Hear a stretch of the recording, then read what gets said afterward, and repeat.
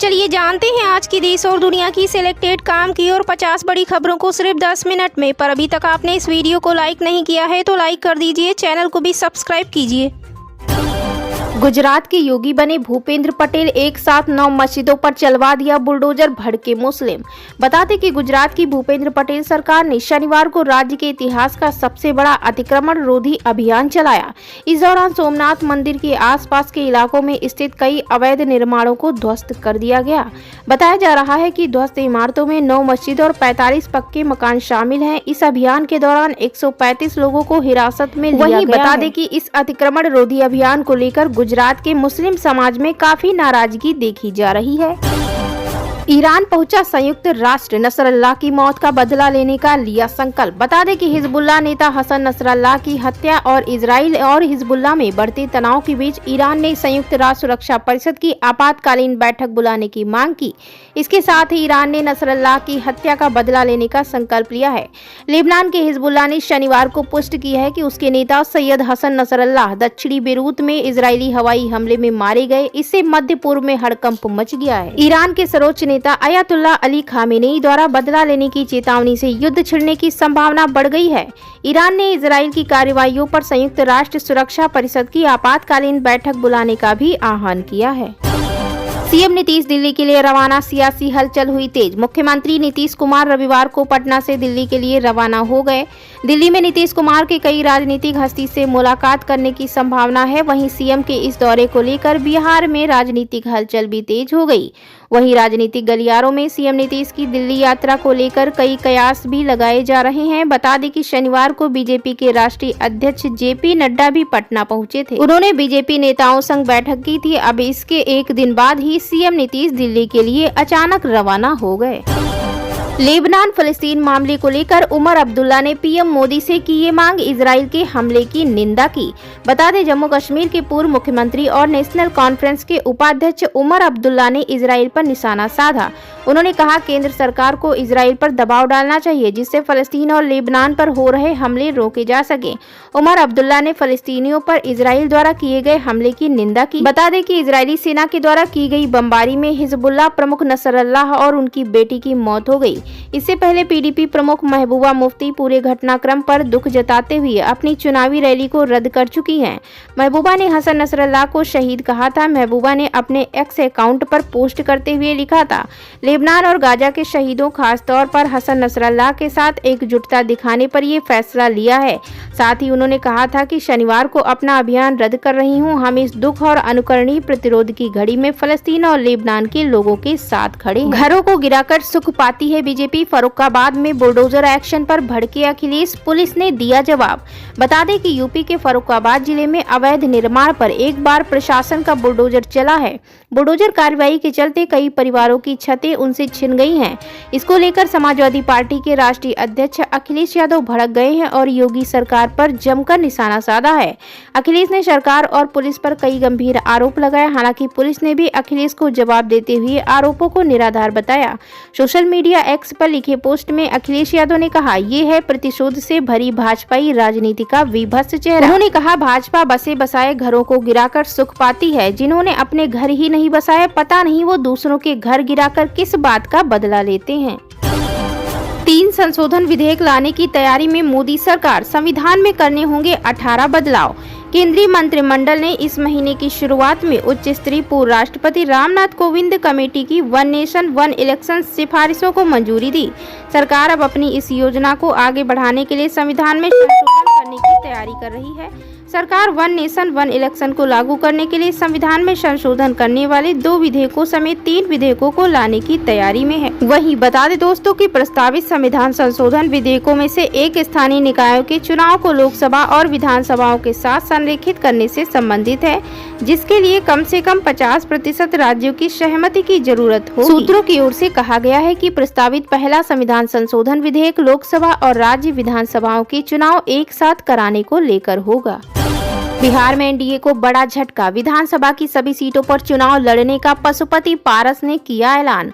राष्ट्रीय लोक जनशक्ति पार्टी के राष्ट्रीय अध्यक्ष पशुपति पारस के बयान से बिहार में एनडीए को बड़ा झटका लग सकता है।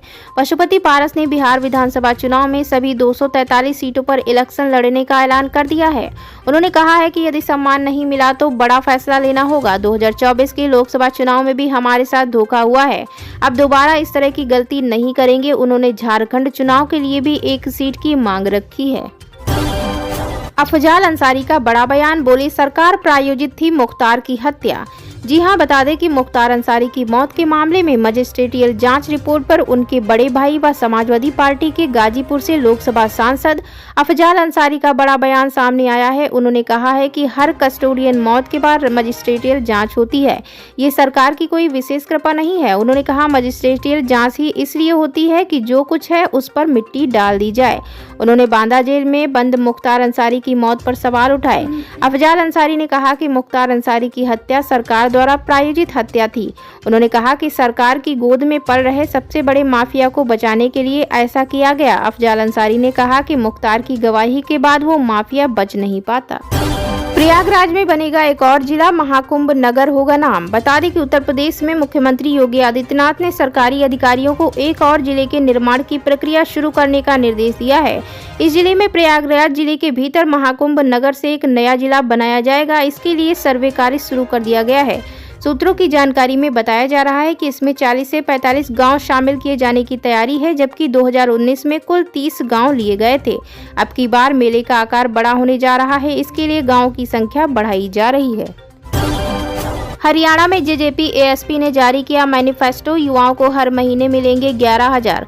हरियाणा में विधानसभा चुनाव का बिगुल बज चुका है। इसी बीच बीजेपी और कांग्रेस की ओर से घोषणा पत्र जारी करने के बाद जेजेपी एएसपी गठबंधन ने रविवार को अपना मैनिफेस्टो जनसेवा पत्र के नाम से जारी किया। सिरसा में आयोजित एक कार्यक्रम में पूर्व डिप्टी सीएम दुष्यंत चौटाला और आजाद समाज पार्टी प्रमुख चंद्रशेखर आजाद ने जनसेवा पत्र जारी किया। इसमें बेरोजगार युवाओं को 11,000 हर महीने देने की घोषणा की गई। इसके साथ ही कई वादों की झड़ी लगाई गई। यूएन में एस जयशंकर ने सबको धोया, पाकिस्तान को पीओके खाली करने का दिया अल्टीमेटम, चीन को भी दिखाया आईना। बता दें कि विदेश मंत्री एस जयशंकर ने शनिवार को संयुक्त राष्ट्र महासभा के 79वें सत्र को संबोधित किया। इस दौरान शांत स्वभाव के माने जाने वाले एस जयशंकर ने भारत के दो पड़ोसियों पाकिस्तान, चीन को जमकर धोया। भारत के विदेश मंत्री ने एक तरफ जहां पाकिस्तान को पीओके खाली करने का अल्टीमेटम दिया, वहीं दूसरी तरफ चीन को भी आईना दिखाया। विदेश मंत्री एस जयशंकर ने शनिवार यानी 28 सितंबर को कहा कि पाकिस्तान के साथ अब उसके कब्जे वाले कश्मीर यानी पीओके को खाली करने का मुद्दा सुलझाना है। उन्होंने कहा कि पाकिस्तान की सीमा पार आतंकवाद की नीति कभी सफल नहीं होगी और उसके कृत्यों के निश्चित परिणाम मिलेंगे।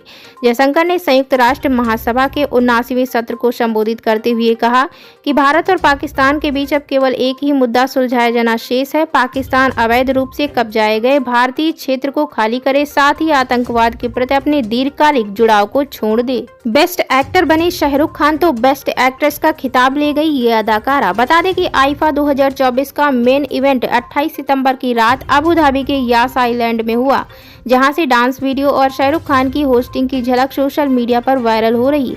इसी बीच आईफा 2024 के विनर्स की पूरी लिस्ट सामने आ गई, जिसमें किंग खान ने बाजी मारते हुए बेस्ट एक्टर का खिताब अपने नाम कर लिया, जबकि रानी मुखर्जी ने यंग एक्ट्रेस को पीछे छोड़ते हुए बेस्ट एक्ट्रेस का खिताब अपने नाम कर लिया। इसके अलावा लिस्ट में बॉबी देओल और अनिल कपूर का भी नाम शामिल है। बता दें कि शाहरुख खान को बेस्ट एक्टर का अवार्ड जवान के लिए मिला, जिसे उन्हें फिल्म मेकर मणिरत्नम और AR रहमान ने दिया। वहीं किंग खान दिग्गज फिल्म मेकर के पैर छूते हुए तो सिंगर के गले लगाते हुए नजर आए। नेपाल में बारिश और बाढ़ का कहर जारी, 3 दिन बंद रहेंगे सभी स्कूल, परीक्षाएं भी स्थगित, अब तक 66 लोगों की मौत।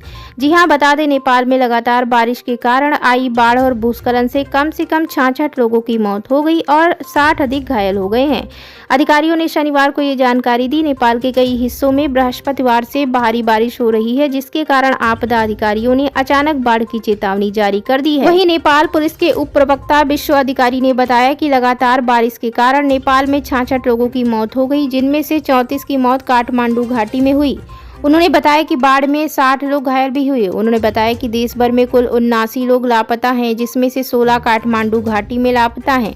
उन्होंने बताया कि 3000 से ज्यादा लोगों को भी बचाया गया है। अधिकारी ने कहा कि देश भर में 63 स्थानों पर मुख्य राजमार्ग अवरुद्ध हो गए हैं। इसी बीच कार्यवाहक प्रधानमंत्री एवं शहरी विकास मंत्री प्रकाश मान सिंह ने गृह मंत्री, गृह सचिव और सुरक्षा एजेंसियों के प्रमुखों समेत विभिन्न मंत्रियों की एक आपात बैठक बुलाई है। सरकार ने नेपाल में सभी स्कूलों को 3 दिन के लिए बंद करने तथा सभी परीक्षाओं को स्थगित करने का आदेश दिया। बाढ़ के कारण मुख्य विद्युत लाइन बाधित होने की वजह से काठमांडू में पूरे दिन बिजली गुल रही।